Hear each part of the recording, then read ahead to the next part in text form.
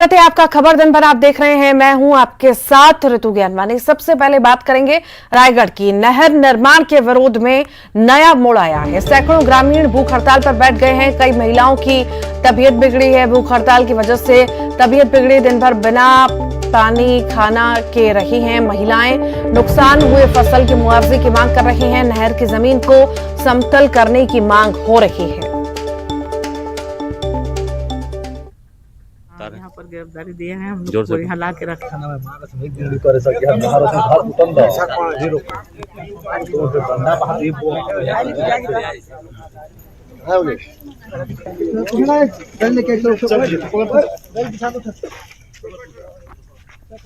तो नहर निर्माण के विरोध में नया मोड़ आया है। बता दें आपको कि सैकड़ों ग्रामीण भूख हड़ताल पर बैठे हैं और कई महिलाओं ने खाना पानी नहीं पिया है और उसी वजह से कहीं ना कहीं उनकी हालत भी खराब हो रही है।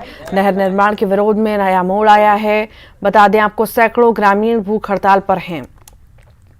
और ज्यादा जानकारी के लिए हरपाल हमारे साथ जुड़ गए हैं। हरपाल, नहर निर्माण को लेकर विरोध लगातार जारी था और अभी स्थिति बदल चुकी है, क्या ज्यादा जानकारी आपके पास? जी, बताना चाहूंगा कि नहर निर्माण का जो सिलसिला सुबह से चल रहा था, लगातार विवाद की स्थिति बनी हुई थी। ग्रामीण और प्रशासनिक अधिकारी आमने सामने थे। ग्रामीणों को जबरन जो है अस्थायी जेल बना करके वहां कैद कर दिया गया था। अब प्रशासन जो है वापस लौट चुकी है। गांव से जेसीबी खाली करा दिए गए हैं, बुलडोजर जो थे वापस लाए गए हैं। लेकिन जो किसान थे, अब वो लोग अपने गांव के बाहर ही अनिश्चितकालीन हड़ताल पर बैठ गए हैं। ग्रामीणों का कहना है कि जो नहर से नुकसान हुआ है उनके खेतों के, उसका मुआवजा मिले। जो नहर के लिए जमीन खोदी गई उसको समतलीकरण करें, क्योंकि उनके जो क्षेत्र है वहां पर नहर का पानी नहीं आएगा, अभी भी उनका मानना है। इस वजह से जो प्रशासन ने आज किया है उससे ग्रामीण नाराज है और जबरन उनको जेल में डालने से वो काफी आहत है। इसीलिए जो है सुबह से जो ग्रामीण को बंद करके रखा गया था केआईटी ग्राउंड में, उन्होंने न खाना खाया न पानी पिया। जो तस्वीरें दिख रही हैं, इस तस्वीरों से भी यही स्पष्ट हो रहा है कि कुछ महिलाएं हैं, महिलाएं जो है वो उनको ग्लूकोज की कमी या फिर डिहाइड्रेशन की वजह से जो है कमजोरी दिख रही है। अब ये ग्रामीण जो है किसान अब लगातार जो है अपनी मांग को लेकर अड़े हुए हैं और ये नहर का विरोध अभी भी कर रहे हैं। जी ठीक, बहुत बहुत शुक्रिया जानकारी को साझा करने के लिए। सिंगरौली से बड़ी खबर की बात करेंगे। चाचा ने भतीजे की हत्या की है। तीर कमान से वार कर हत्या की है।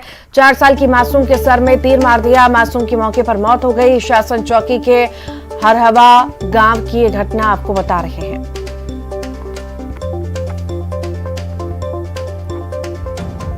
तीर कमान से वार किया है, बच्चे की हत्या कर दी है। 4 साल की मासूम के सर में तीर मारा गया है। मासूम की मौके पर मौत हो गई। ये बड़ी खबर इस वक्त आपको सिंगरौली से बता रहे हैं। वारदात में गांव में सनसनी फैली हुई है। वारदात के बाद से शासन चौकी के हरहवा गांव की ये घटना है, जहां पर मासूम के ऊपर तीर मारा गया। चाचा ने भतीजे की हत्या कर दी है।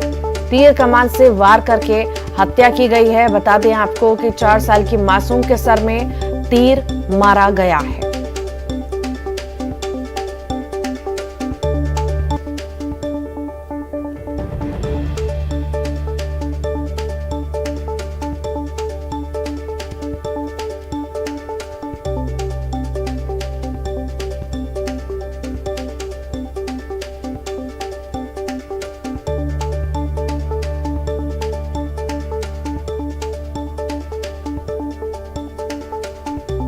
तो बड़ी खबर इस वक्त आपको बता रहे हैं। तीर कमान से हमला कर बच्ची की हत्या कर दी गई है।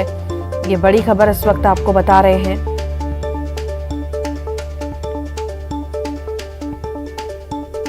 चार साल की मासूम की मौत हो गई। 4 साल की मासूम के सर में तीर मारा गया है। चाचा ने भतीजे के सर में तीर मारा। मासूम की मौके पर ही मौत हो गई है। वारदात से गांव में सनसनी फैली हुई है। शासन चौकी के हरहवा गांव की ये घटना आपको बता रहे हैं। चाचा ने भतीजे की हत्या की है। ये बड़ी खबर इस वक्त आपको बता रहे। तीर कमान से वार करके हत्या की है भतीजे की। 4 साल की मासूम के सिर में तीर मारा है।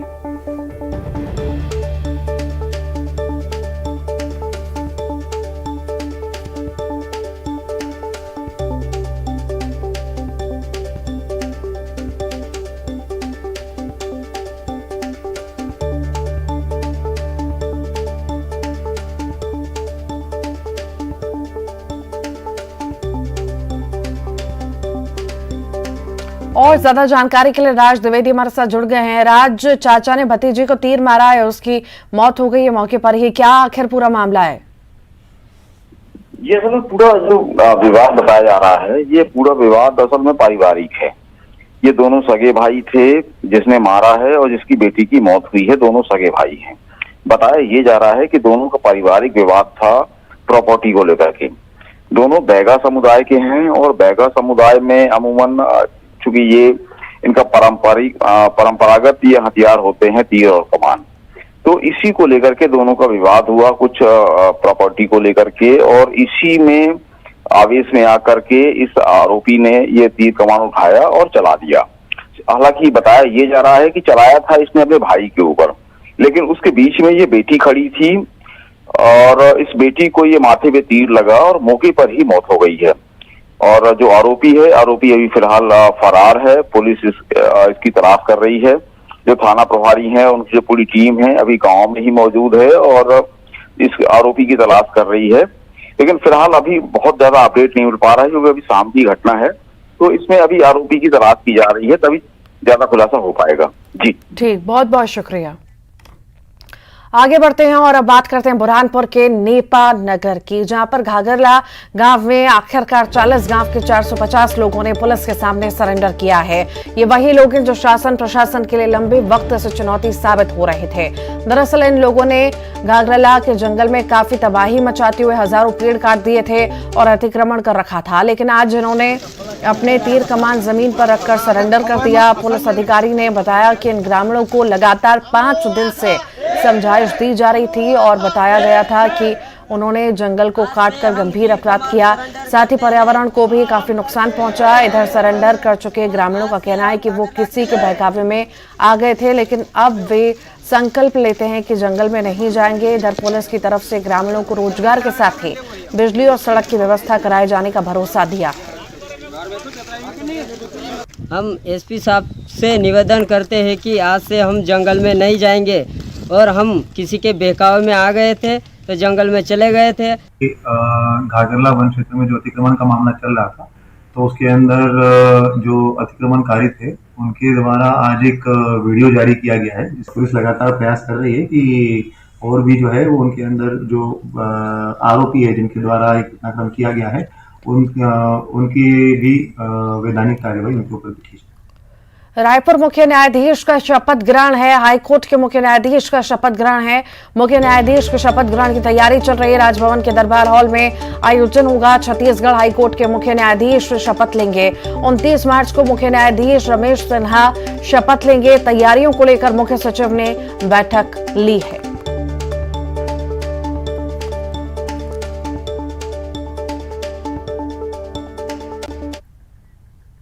दिल्ली में बीजेपी का प्रदर्शन है। अरुण साफ ने दिल्ली में प्रदर्शन किया है। बीजेपी सांसदों के साथ प्रदर्शन किया। राहुल गांधी के बयान पर विरोध जताया। ओबीसी समाज पर दिए बयान का विरोध किया। संसद परिसर में बीजेपी प्रदेश अध्यक्ष का प्रदर्शन देखने को मिला। संसद परिसर में गांधी प्रतिमा के सामने ये प्रदर्शन किया गया है।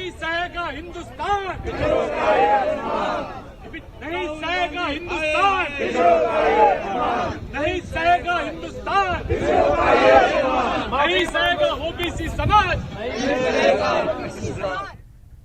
29 मार्च बुधवार को सीएम भूपेश बघेल उत्तर प्रदेश के दौरे पर जाएंगे और यूपी की राजधानी लखनऊ में राहुल गांधी के मुद्दे पर बघेल एक प्रेस कॉन्फ्रेंस करेंगे। गौरतलब है कि गुजरात की एक अदालत से 2 साल की सजा सुनाए जाने के बाद राहुल गांधी की संसद सदस्यता रद्द हो गई थी, जिसको लेकर कांग्रेस पूरे देश में विरोध प्रदर्शन कर रही है। और इसी कड़ी में 29 मार्च को सीएम भूपेश बघेल लखनऊ में प्रेस कॉन्फ्रेंस करेंगे। तो वहीं छत्तीसगढ़ कांग्रेस प्रदेश प्रभारी कुमारी शैलजा रायपुर में प्रेस कॉन्फ्रेंस करेंगी। इस दिन पूरे देश में कांग्रेस पीसी करेगी।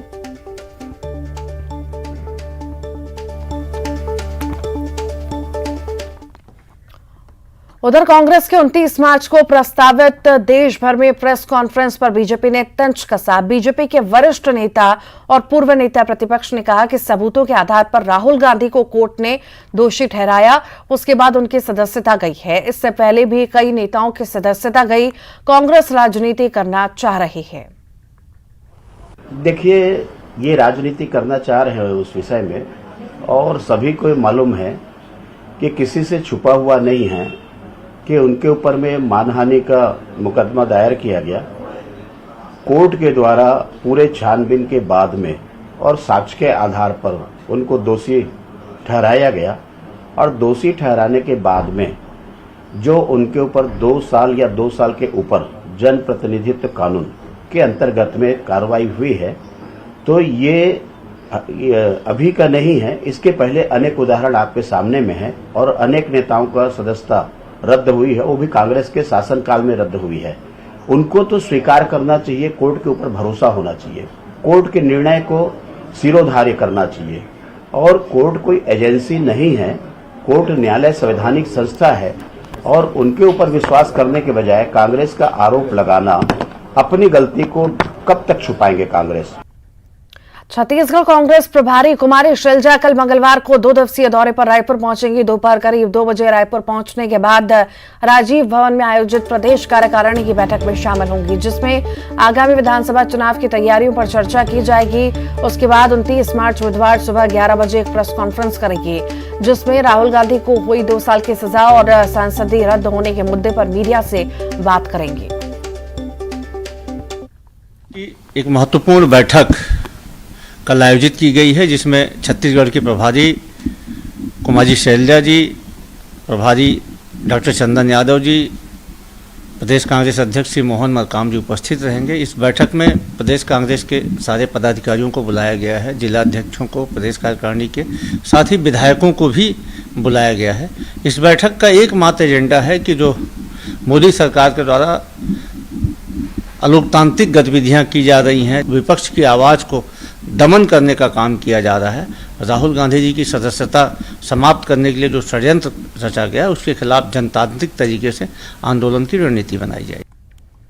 शाजापुर से बड़ी खबर है, जिला अस्पताल के लिफ्ट में फंसे लोग, लिफ्ट में 4 लोग फंसे। लिफ्ट में खराबी की वजह से घटना हुई है। लिफ्ट ठीक करने का काम लगातार जारी है।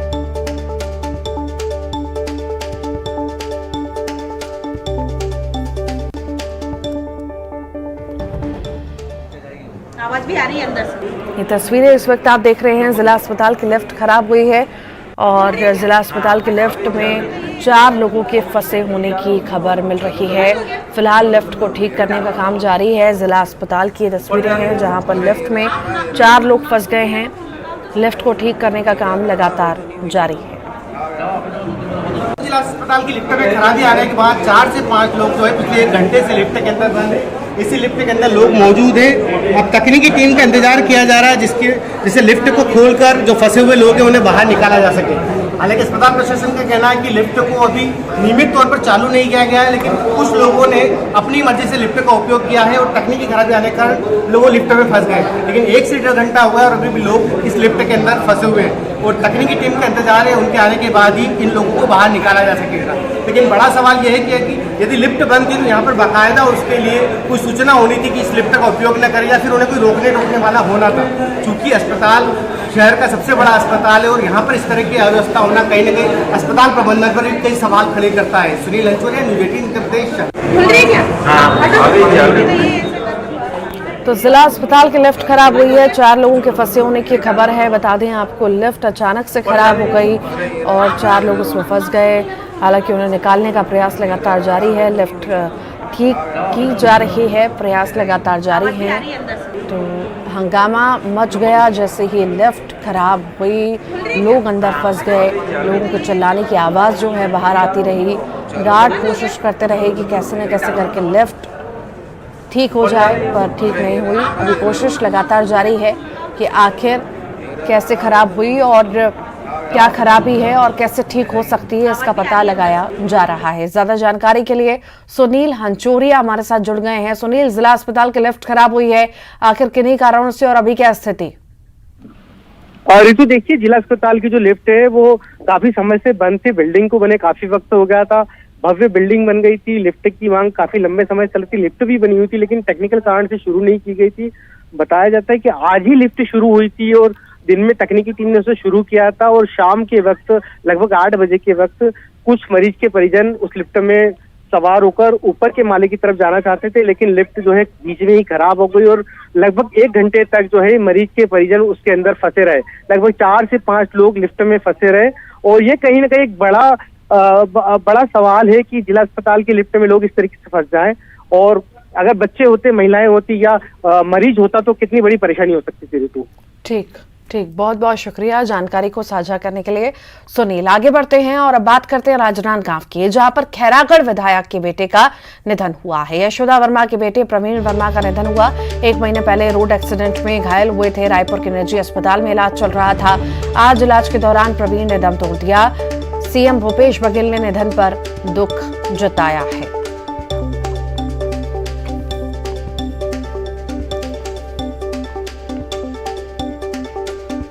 राजनांदगांव की खबर आपको बता रहे हैं।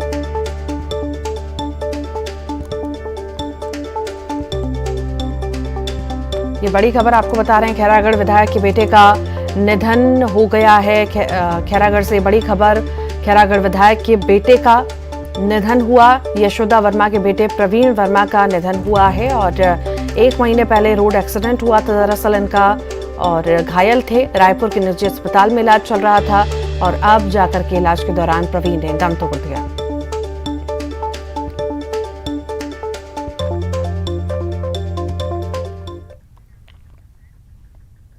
जियो फाइबर का नया ब्रॉडबैंड बैकअप प्लान लॉन्च कर दिया गया है और इस प्लान में कई तरह के बेनिफिट्स दिए जा रहे हैं। इस प्लान में unlimited upcoming Tata IPL tournament की स्ट्रीमिंग दी जा रही है, साथ ही लाइव सपोर्ट की सुविधा दी जा रही है। ये एक ऑलवेज ऑन बैकअप कनेक्टिविटी वाला प्लान है। जियो फाइबर प्लान में 198 रुपए वाला मंथली प्लान है। इस प्लान में 10 MBPS स्पीड पर अनलिमिटेड डेटा दिया जाता है, साथ ही अनलिमिटेड लैंडलाइन वॉइस कॉलिंग की सुविधा दी जाती है। इस प्लान में 1 क्लिक स्पीड अपग्रेड दिया जा रहा है।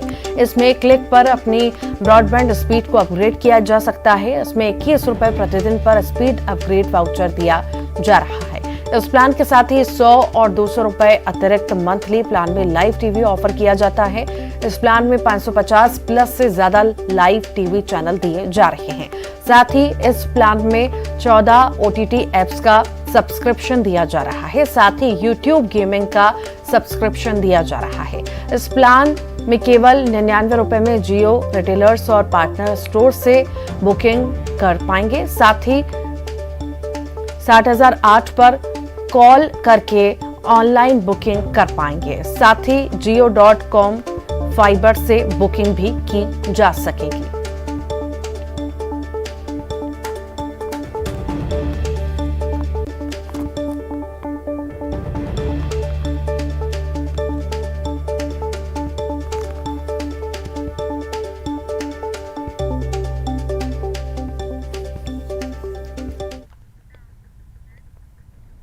और इसी के साथ ही खबर दिन भर के बुलेटिन में इतना ही।